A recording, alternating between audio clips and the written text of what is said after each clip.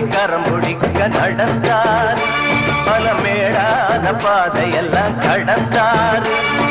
மாறி போற மல்லு கட்ட துணிஞ்சாரு. மகராசி கண்ண கண்டு பணிஞ்சார்.